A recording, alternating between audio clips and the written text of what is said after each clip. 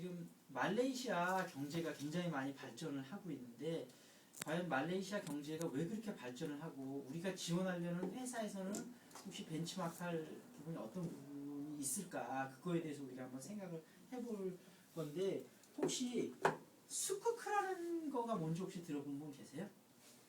수쿠크. 네, 뭐죠 수쿠크가? 들어만 봤어요. 아 들어만 봤어요. 근데 생각이 안 나요. 만약에 이제 우리 그 해외 영업이나 외국계 기업 준비하는 친구들은 사실 수쿠크란 말을 못 들어봤으면 사실은 상당히 지금 준비가 안 돼 있다고 보셔야 돼요. 이 말을 내가 한 번도 못 들어봤다 하면 이 뭐냐 하면 그 무슬림들을 위한 어떤 채권 펀드거든요. 그래서 전 세계적으로 투자가 엄청 많이 왜냐면 그쪽이 이제 석유가 많이 나잖아요. 그런데 이 수쿠크가 근데 다른 거하고 좀 다르는 게 그 무슬림 율법에서는 어떤 예를 들면 이자 따먹는 놀이나 이런 거는 못 하게끔 돼 있어요. 그러니까 예를 들면 수쿠크라는 거는 뭐 어떤 건물을 사들여서 그 건물을 임대해 준다든지 뭐 이런 거는 가능해요. 그러니까 그런 식으로 투자를 하거든요. 그러니까 실물에다가 투자를 해요. 그런데 이게 우리나라에서도 몇 년 전에 이걸 이게 자금이 들어오면 경제에 굉장히 보탬이 많이 돼요. 왜냐하면 금이 굉장히 크기 때문에. 근데 뭐 하여튼 종교적인 문제하고 여러 문제 때문에 그때 못 들어왔는데 요 수쿠크에 대해서 한번 간단하게 한번 체크를 해보시고 그 다음에 말레이시아가 이렇게 발전하고 있는 거는 여러 가지가 있는데 오늘은 그 중에 한 가지 우리가 특히 면접에도 활용해 볼 수 있고 하는 거에 대해서 하나 얘기를 드릴 건데 어떤 부분에 대해서 얘기를 드릴 거냐면 말레이시아의 지금 경제를 총괄하고 있는 사람이 원래 이제 민간 출신인데 이제 민간 뭐 기업 CEO 출신이에요. 근데 이 정권을 줬어. 총리가 그 정권을 줬는데 이 사람이 했던 건 뭐냐면 말레이시아의 12개 핵심 사업 분야를 정했어요. 그래서 이거를 집중 육성을 하는 거예요. 왜냐면 우리도 그렇잖아요. 모든 걸 다 잘할 수는 없거든요. 사람이. 근데 우리 회사에서 어떤 코어 비즈니스를 잘 정립할 거냐. 이게 회사의 미래를 가르는 정말 중요한 요인입니다. 그래서 예전에 그 GE에서도 그 예를 들면 GE가 예전에 뭐 냉장고 만들고 텔레비전 이렇게 만들고 그게 코어 비즈니스였잖아요. 그게 다 팔았어요. 근데 그걸 팔을 때 굉장히 비난도 많았거든요. 우리의 가장 핵심을 파는 게 아니냐. 근데 이게 컴피티션이 너무 심하니까 그렇게 큰 이익을 창출하지 못할 거라고 봤거든요. 그래서 어떤 쪽에다가 했냐면 생명과학 분야, 그 다음에 뭐 비행기 엔진 만드는 거, 뭐 이런 쪽의 핵심 사업 분야를 다른 것 쪽으로 바꿨어요. 의료기기 뭐 이런 거.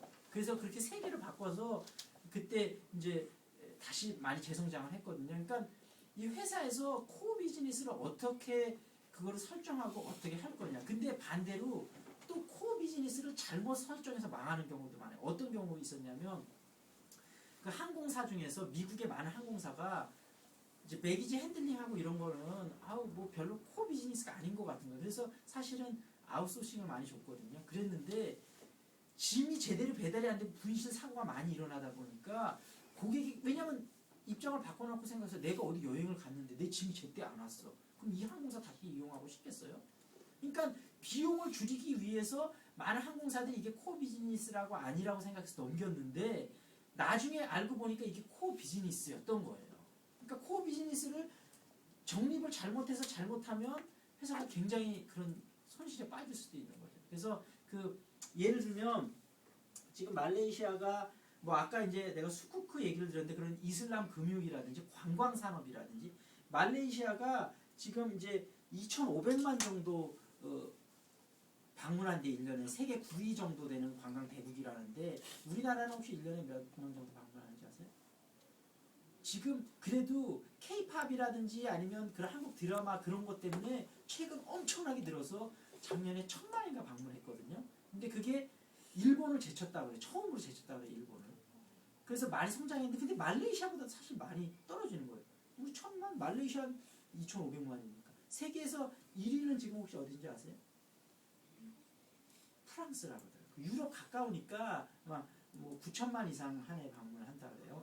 그래서 예를 들면 관광. 근데 이제 말레이시아에서 원래 자동차 만드는 회사도 2개 있었대요. 근데 자동차 만드는 회사는 아무리 지들이 생각해도 어떤 그 컴페터티브 에지를 가질 수 없다고 생각이 됐나 봐요. 포기할 건 과감하게 포기하고 뭐 예를 들면 아까 얘기했듯이 뭐 그 금융 그다음에 뭐 관광 이런 것식으로 해갖고 12가지를 잘 했는데 그래서 이제 여기서 오늘 마지막으로 강조하고 싶은 건 뭐냐면 내가 우리 회사를 위해서는 어떤 우리 회사의 코어 비즈니스는 뭐고 그다음에 이런 것도 생각해 보면 좋을 것 같아요. 우리 회사의 코어 비즈니스가 지금은 아닌데 앞으로 코어 비즈니스가 될 거는 어떤 거고 내가 왜 그렇게 생각하는지 면접 때 이유를 밝히면서 이 산업을 이렇게 적극적으로 육성해 보면 좋을 것 같습니다. 이런 레코멘데이션을 하면 좋을 것 같고 그다음에 본인이 면접 준비할 때에도 나의 코어 컴페터티브니스는 뭔가 다른 지원자하고 차별화될 수 있는 나만의 강점은 뭘까?